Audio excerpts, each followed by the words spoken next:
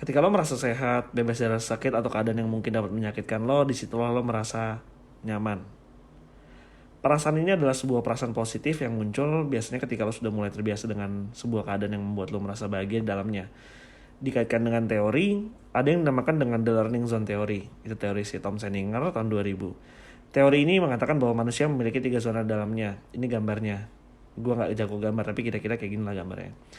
Jadi yang paling dalam itu adalah C, itu comfort zone atau zona nyaman. Yang nomor 2 itu adalah L, learning zone atau zona belajar. Dan yang ketiga adalah danger zone atau zona bahaya. Biasanya apapun yang ngebuat lo merasa terbiasa, kayak happy, cinta, dan lain-lain sebagainya, itu ada di C atau di comfort zone, zona nyaman.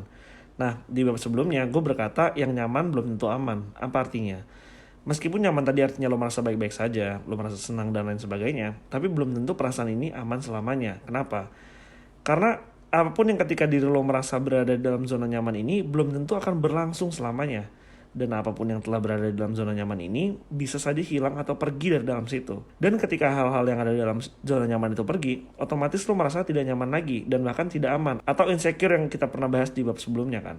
Contoh paling gampang gini nih, pacar lo deh ya. Lo mengklarifikasikan pacar lo ini ada di dalam zona nyaman lo.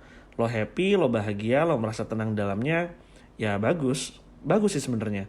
Tapi hati-hati, zona nyaman ini ketika lo membiarkan diri lo sendiri terus ada di dalamnya, akan menjadi sebuah realita baru untuk diri lo, yaitu dinamakan dengan habit atau kebiasaan.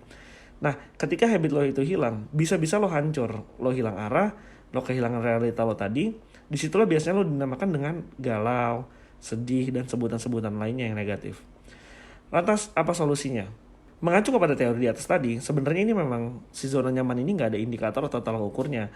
Tapi yang jelas kayak gini, apapun yang ada dalam zona nyaman lo, yang lo nilai belum pasti, sebisa mungkin jangan lo posisikan ada dalam zona nyaman, tetapi lo taruh di zona kedua, yaitu zona belajar. Karena apapun yang ada dalam zona belajar atau learning zone itu adalah suatu hal yang akan lo pelajari terus ke depannya. Dan apapun yang ada dalam zona belajar ini, ketika pergi atau meninggalkan lo, biasanya lo nggak akan tersakiti layaknya di zona nyaman tadi. Karena lo mempelajari hal itu terus menerus. Dan ketika hal itu hilang ya udah lo udah belajar sebelumnya kan. Dengan gitu rasa sakit, sedih dan lain sebagainya masih ada tetap. Tapi nggak sedalam yang ada di zona nyaman. Ada kata-kata seperti ini, keluarlah dari zona nyaman. Mungkin kalau gue bisa mengartikan mengacu kepada teori di atas tadi ya main-mainlah ke zona belajar. Bahkan ke zona bahaya. Dengan begitu lo akan tahu apa aja yang akan mengancam zona nyaman dari dalam diri lo. Nah, di situ ketika lo sudah mengetahui, lo akan mempertahankan zona nyaman itu dari apapun yang telah mengancamnya. Jadi kembali lagi, kita ingat bab sebelumnya. Yang nyaman belum tentu aman. Dengan kata lain, lo juga harus berusaha untuk mengamankan apapun yang telah ada dalam zona nyaman tadi. Kalau sudah aman dan nyaman, disitulah kebahagiaan sesungguhnya tercipta.